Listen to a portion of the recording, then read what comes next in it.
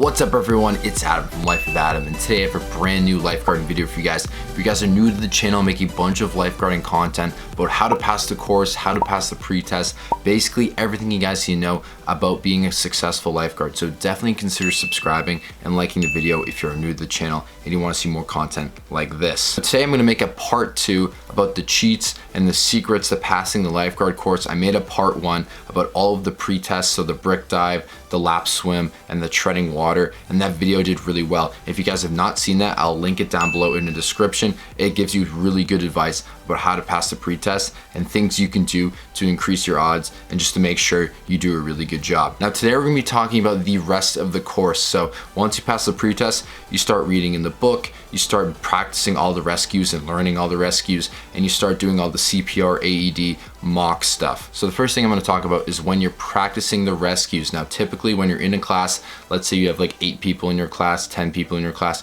you're going to be partnered up with someone. So my first tip for you guys is when you guys are practicing the lifeguard rescues for the first time, let's say you're doing deep water, backboarding, even shallow water, you want to partner with someone in your class that's petite. You don't want to lift someone who's super heavy or is like really tall. You want someone that's easy, that's light, so you can do all the rescues with ease. Now this is a very important tip because when I took the lifeguarding course, the first day I was partnered with someone who was like massive, and it was really difficult because I was pretty skinny. I didn't really have a lot of strength. It was very difficult for me to do deep water rescues because he would go all the way to the bottom and I have to like pull him all the way up with the rescue tube. So it was a lot tougher than day 2, 3, 4, and 5 when I partnered with someone that was really light, and she was very easy. She didn't go all the way to the bottom. I just picked her up effortlessly and I just did all the rescues really well. Now if you want to work at a facility or a beach or a pool or whatever, a water park, and you're expecting all different ages, all different sizes of people, then maybe you want to practice with someone who's bigger. But for me, someone who knew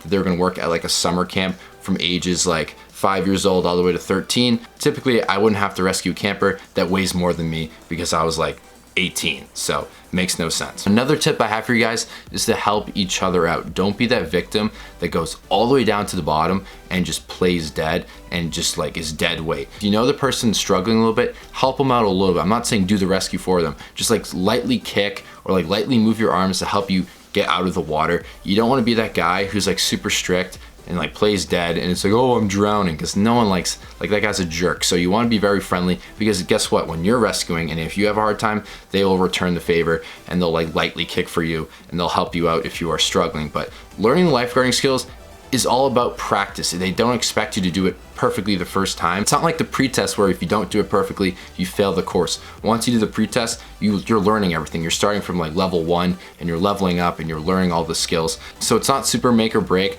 but by the end of the course, you should be comfortable doing all of the rescues. Now my next tip is involving the CPR dummies that you use to practice, and at the end they'll give you like a mock exam to see if you know all the skills. A lot of places do this. They want to see you do it on a dummy for like an infant, a child, and an adult, just to make sure that you have everything down and that you're comfortable taking off the AED straps, putting it on, knowing where to put them, how to use the AED, what to do after the AED, stuff like that. When doing this, take your time and count super slowly. You do not want to rush it. Instructors hate when you're checking for pulse and breathing. You're like 1, 2, 3, 4, 5, 6. You have to do very relaxed, like 1 Mississippi, 2 Mississippi, 3 Mississippi.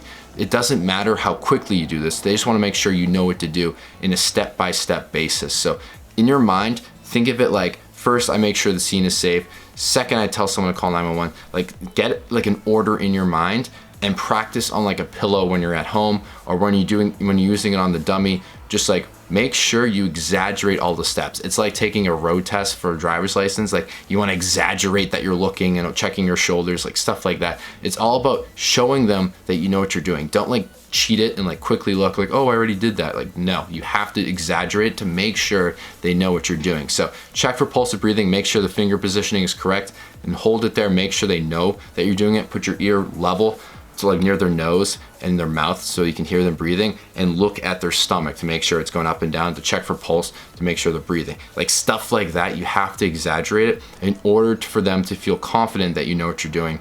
I think that makes sense, but if you just like kind of do it too quickly or you like half-ass it, you're not going to be successful. So I highly recommend you exaggerate everything. So I hope you guys enjoyed this video. Definitely like and subscribe if you're new to the channel, and I'll see you guys in the next lifeguarding video. Thanks so much for watching.